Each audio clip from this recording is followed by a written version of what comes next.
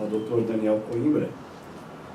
O Dr. Daniel Coimbra, que é Procurador da República desde 2005, atualmente atua no 14º Ofício do Núcleo Criminal de Combate à Corrupção da Procuradoria da República do Estado do Paraná, é representante da 7ª Câmara de Coordenação e Revisão da MPF no Paraná, é formado pela Universidade Federal do Paraná e pós-graduado pela Fundação Escola do Ministério Público do Estado do Paraná. É uma honra estar na presença do Dr. Daniel e também, sem mais delongas, passo a palavra para a sua palestra pelo tema escolhido. Bom dia a todos.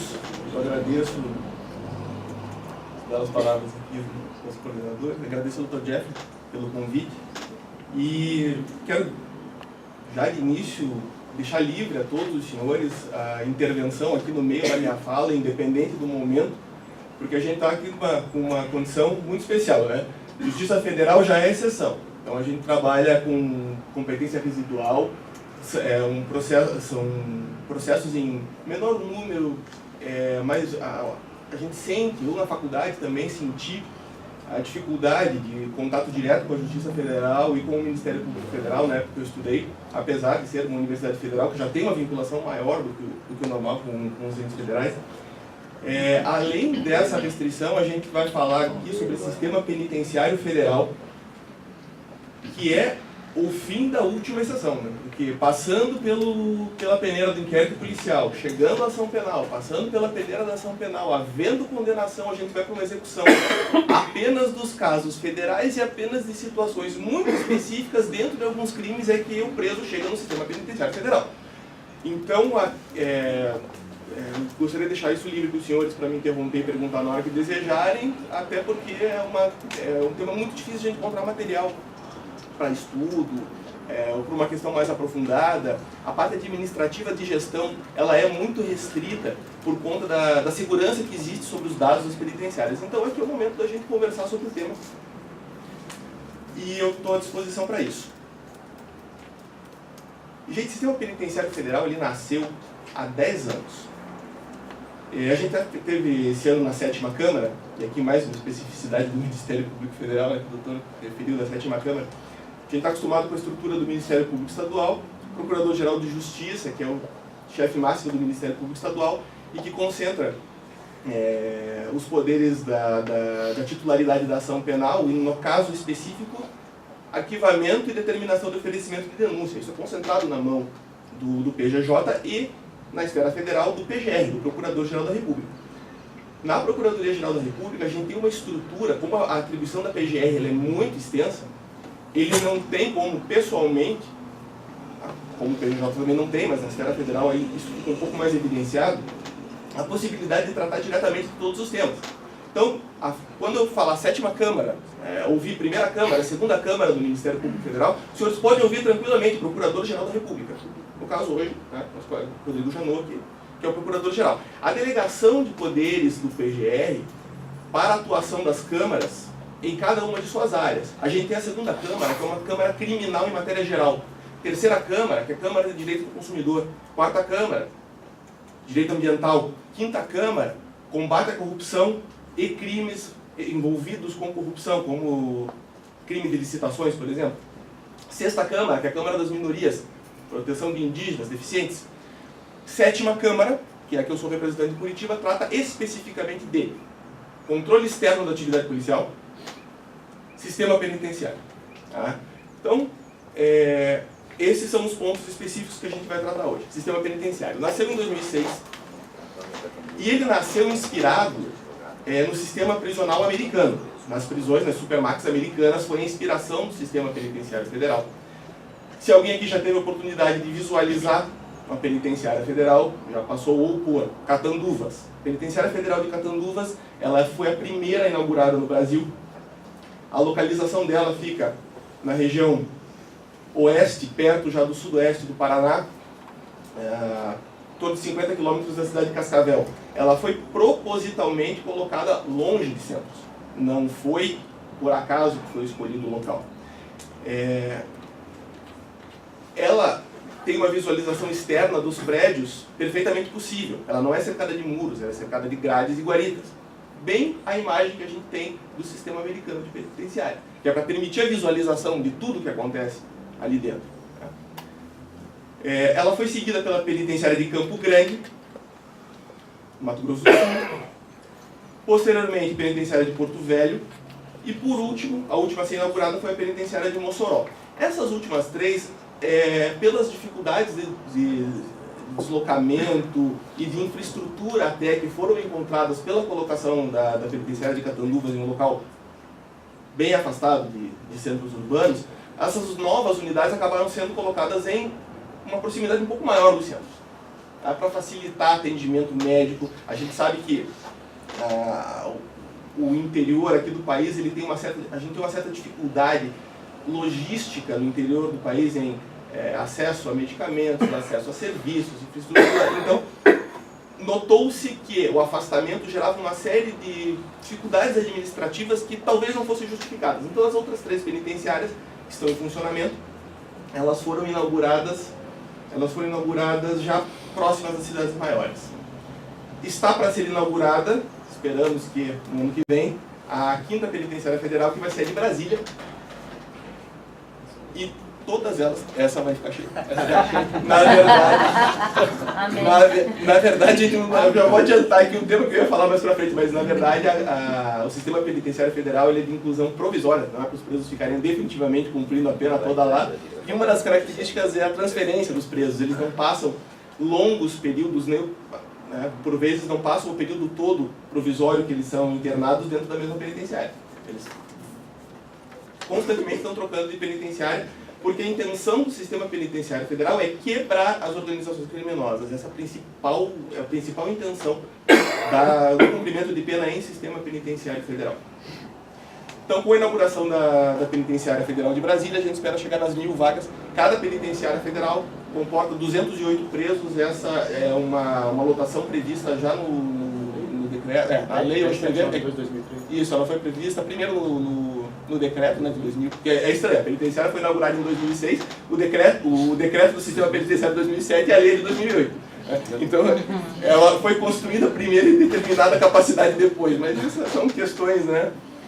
Na verdade, isso já está definido pelo modelo adotado desde o início das construções da penitenciária para que comporte esses 208 presos. E tem determinação legal, inclusive, que o juiz está impedido de determinar a inclusão de presos no sistema federal se esse número for ultrapassado. Há uma absoluta impossibilidade de que isso aconteça. Mas, voltando um pouquinho. Até 2006, e até o direto de 2008, a Justiça Federal não trabalhava execução penal. Um processo sentenciado na Justiça Federal, crimes federais que envolvem cumprimento, vamos dizer, último ato de execução ou crime destinado a produzir seus efeitos fora do país, ou o crime que o Brasil se comprometeu por tratado a reprimir, ou aquele crime que ofenda bens, serviços ou direitos da União, e esses crimes são de competência federal. Contrabando de caminho, moeda falsa, crimes contra o sistema financeiro nacional, crimes tributários federais. Sentenciado, uma vez sentenciado, o processo vai até o final, o juiz sentencia. Regra geral, a pena será cumprida perante o juiz da execução penal, juiz estadual, veto. Essa é a regra geral na Justiça Federal. Isso foi se flexibilizando na medida que, com o sistema penitenciário federal, foi incluída na competência da Justiça Federal a gestão do preso, a execução penal dos crimes federais, mas não só dos federais, porque lá tem preso, e aliás a sua maioria condenados apenas pela Justiça Estadual. Mas a execução penal é federal. Hoje, além disso, então abstraindo o sistema penitenciário federal, a gente tem a execução pela Justiça Federal dos regimes abertos e das penas alternativas. Então hoje só vai para a VEP, até 2006 tudo ia para a VEP na Justiça Federal. Condenação, vara de execuções. Hoje só vai para a VEP semiaberto e fechado. Presos em substituição integral de pena, SURSI, regime aberto, são executados pela própria Justiça Federal. Existe a competência para isso. E dos do regime fechado, caso eles estejam incluídos no sistema penitenciário federal, a Justiça Federal também fará a execução. Apesar da lei falar, os autores vão olhar a lei lá, está dizendo que o juiz competente é do local do estabelecimento prisional. Mais ou menos. O local do estabelecimento prisional da Penitenciária Federal de Catanduvas hoje é Curitiba. Tá? É a segunda vara federal de Curitiba, que é a vara responsável por todas as execuções penais de Catanduvas. E a figura que executa, o juiz de execução federal, ele é representado hoje por um colegiado, tanto na parte judicial quanto no Ministério Público. Existe uma figura do coordenador, no Ministério Público a gente chama de coordenador, na Justiça Federal de juiz corregedor do presídio, que é o presidente dos procedimentos administrativos da penitenciária, e as questões jurisdicionais, questões atinentes à execução, são decididas tanto em colegiado federal quanto em colegiado do Ministério Público. O colegiado do Ministério Público, a gente tem uma certa deficiência nesse ponto, ele não é formal. Né? Os colegas instituem um colegiado no Ministério Público informal para que sejam feitas as análises e as manifestações desses processos, enquanto que o colegiado da Justiça Federal, ele é institucionalizado. Por que isso? Porque os presos que, regra, estão no sistema prisional federal, são presos de alta periculosidade e que há registros de casos diretos de ameaça a autoridades. Então, para preservar, para impessoalizar a decisão, não foi uma decisão tomada pelo juiz tal, foi uma decisão tomada pelo colegiado. Não foi uma manifestação do procurador tal que mandou fulano, chefe da facção X, para o regime de isolamento. Para preservar essa segurança, é que é instituído o sistema de colegiado. Então, dificilmente vocês verão uma decisão. Existe. Questões mais simples, para agilidade de processo, precisa de celeridade. Você não vai submeter a decisão ao colegiado, para colega, para a gente fazer uma discussão a respeito de qual é a melhor decisão do caso. Faremos a nossa manifestação individualmente e ponto. Mas em questões mais sensíveis, certamente as decisões são sempre tomadas em colegiado. Como é que o fulano, então, para na penitenciária federal? Primeiro, não é necessariamente, e em regra não é, por crime federal. Aliás, nos percentuais hoje dos presos nas penitenciárias federais, a maior parte é por crime contra o patrimônio. Não é crime contra o patrimônio da União, crime contra o patrimônio privado, roubo. Essa determinação da inclusão, ela deve tomar como base a existência de uma dessas situações específicas em relação ao condenado. Então, se o condenado desempenhar função de liderança, tá, dentro de uma organização criminosa, isso é uma situação que autoriza a sua inclusão no sistema penitenciário federal.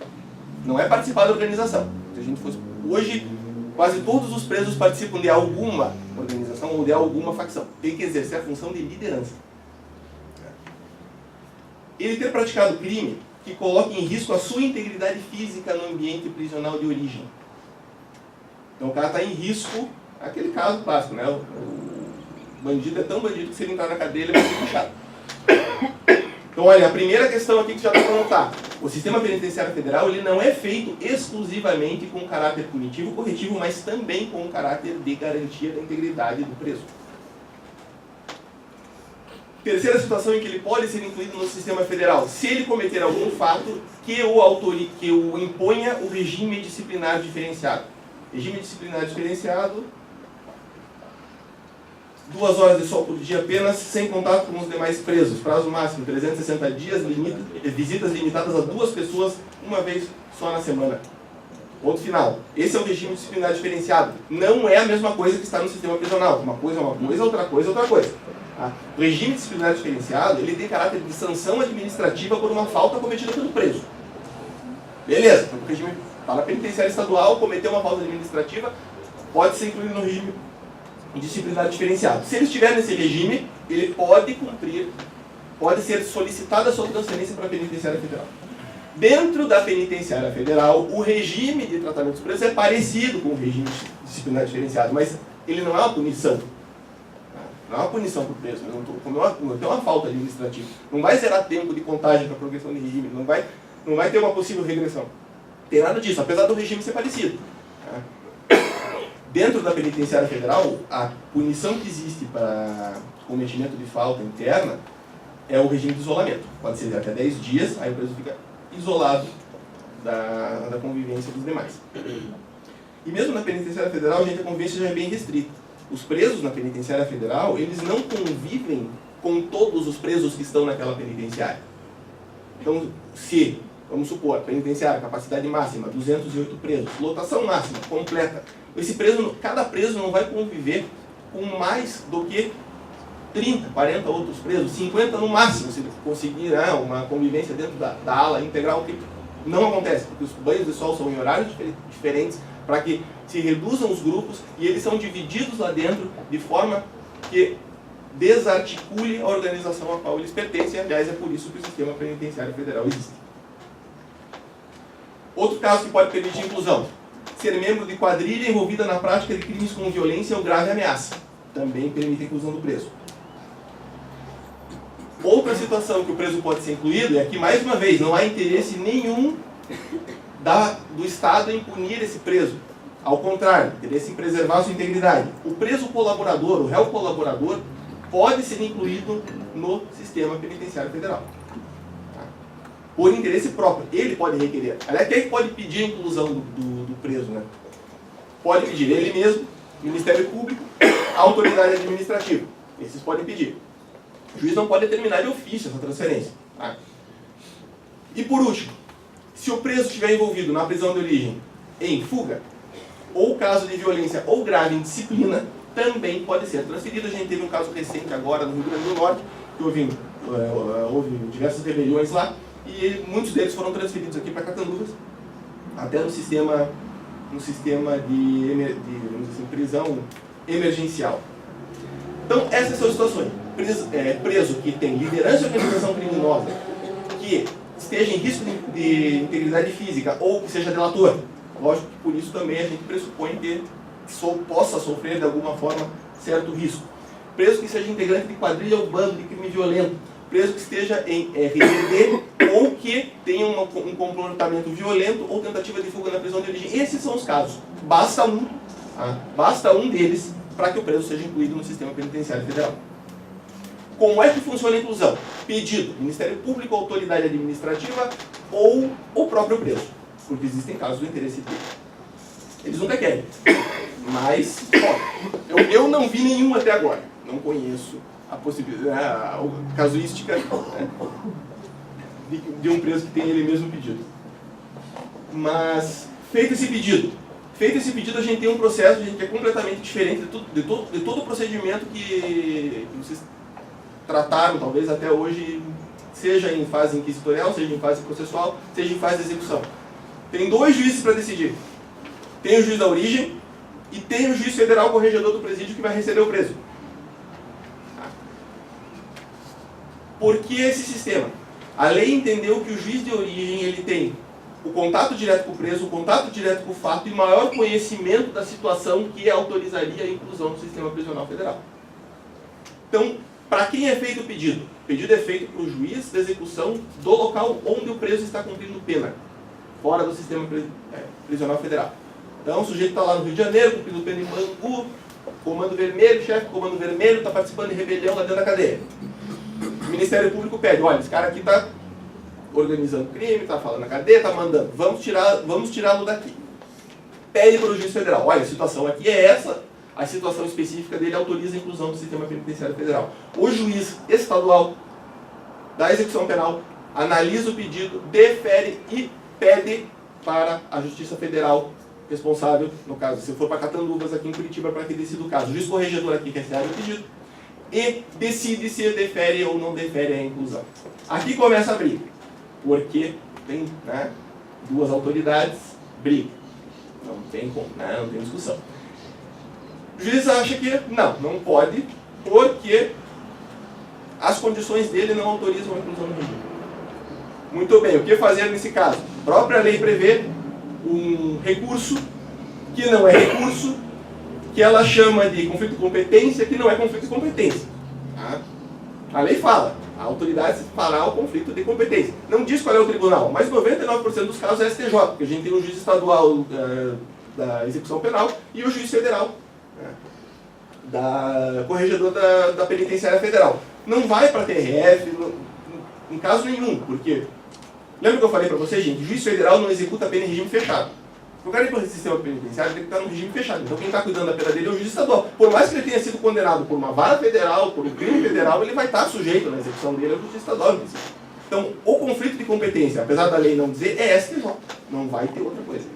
E o STJ já bateu o martelo, dando preferência à análise feita pelo juiz da execução, o juiz estadual, que trata da execução do preso, justamente porque ele tem mais contato com o caso e tem mais conhecimento a respeito das condições individuais. Então, a restrição da entrada do juiz, que o juiz federal faz em relação ao preso solicitado pela inclusão pela justiça estadual, vai se concentrar basicamente em elementos formais e burocráticos. Não tem documentação, a penitenciária está lotada, ele já cumpriu o máximo que a lei prevê em relação ao tempo aqui dentro. Então, isso aqui acaba restringindo a entrada, mas é sempre uma questão, como é sempre uma questão burocrática, em 90% dos casos, como as penitenciárias não estão lotadas lá, há vagas. Aliás, a lei até prevê isso, gente, a penitenciária tem que ter vagas remanescentes sempre, não pode estar lotada para permitir que o juiz inclua casos de emergência, situações de emergência. Não pode permanecer, vamos dizer assim, com sua lotação máxima como situação regular, normal. Não é possível isso. Então, essas situações, como são burocráticas e formais, elas sempre permitem uma regularização posterior, e o que acaba acontecendo é que hoje, quem decide se um preso entra ou não entra no sistema penitenciário federal é o juiz estadual. Essa que é a realidade que a gente tem hoje. 360 dias. Esse é o prazo máximo que a lei prevê a inclusão de um preso na penitenciária, para que fique no regime penitenciário federal. A lei entendeu por bem que esse período seria suficiente para desarticular as ligações dele com as suas facções de origem, que se a facção, a quadrilha ou o motivo pelo qual ele foi incluído no sistema federal nesse um ano já poderia ter desaparecido, então ele voltaria para o sistema original. Como eu disse para vocês no início da nossa conversa, o sistema penitenciário tem 10 anos e nós temos um preso incluído lá desde a inauguração do sistema. Está lá há 10 anos.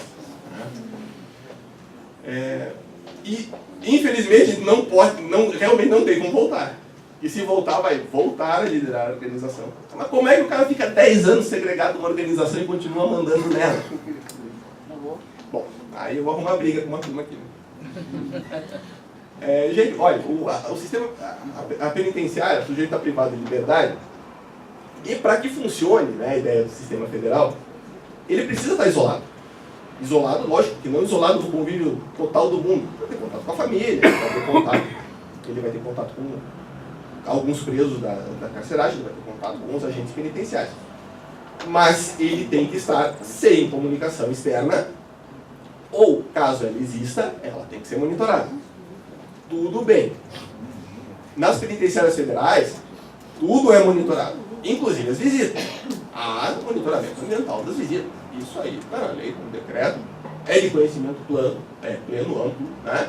Inclusive a OAB tem alterado o posicionamento, a OAB foi muito crítica do sistema penitenciário federal por esse excesso, digamos assim, de ingerência, mas hoje a própria OAB, o Conselho de Prerrogativas da OAB, já está revendo seu posicionamento, entendendo que isso é uma proteção para todos os envolvidos, seja agentes, seja advogados, sejam os próprios presos.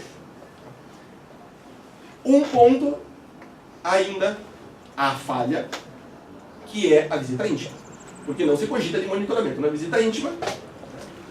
Então, tem sido o único ponto falho e que, apesar de não existir nenhuma vinculação documentalmente formada a respeito, nenhum procedimento, é uma impressão pessoal minha do que eu conheço do sistema penitenciário federal, o que sai de dentro da penitenciária federal sai por visita íntima. E já tem casos, os famosos salve, salve para não sei quem, salve para não sei quem, 2, 3 dias depois está lá o fulano salve. Salve, totalmente, peneirinha no carro, salvar. E como é que sai, se há monitoramento de tudo?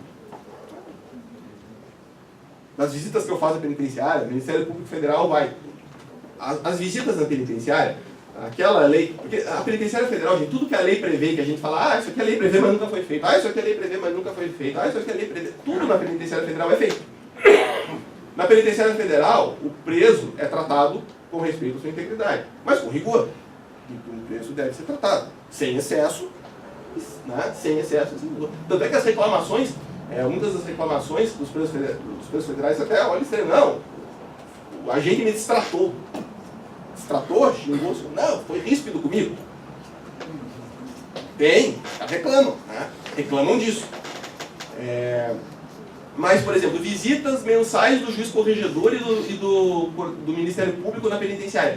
O livro está lá, está assinado todo mês, nós vamos todo mês para a penitenciária. Você vai lá fazer uma visita, vai verificar o que está acontecendo, como é que está o sistema de segurança, está tudo funcionando. Normal, o juiz vai todo mês e o Ministério Público também vai. Então, o diretor da penitenciária, ele recebe 2 visitas por mês nossa, uma minha e uma do juiz federal, para fazer a verificação. Então, esse sistema, ele é para funcionar. Lógico que nenhum sistema é 100%, não tem como, a gente tem sempre um imponderável aí no meio do caminho. Normalmente o imponderável, ele tem tipificação penal e dá para enquadrar em processo depois, mas acontece. Agora, quando a gente tem uma situação em que a gente verifica que isso é uma falha do sistema, visita íntima, é uma falha de segurança, clara e evidente, né? E a gente se depara com uma defesa, a meu ver, exacerbada, né, de um certo direito que, não tão fundamental, é tratado como tal em detrimento de toda a segurança que o sistema envolve, eu não consigo, assim, entender muito bem os motivos pelos quais isso é defendido tão arduamente. De qualquer forma, esse posicionamento meu é isolado. Hoje o DPEM prevê a visita íntima como direito do preso, e para que isso seja alterado, tem que ser alterada a norma, e como o Ministério Público, né, enquanto tiver a norma valendo de que o sujeito tem direito à visita íntima, o que o Ministério Público faz, e aí o Judiciário faz, é tornar isso o menos gravoso possível para o sistema de segurança do Presídio Federal.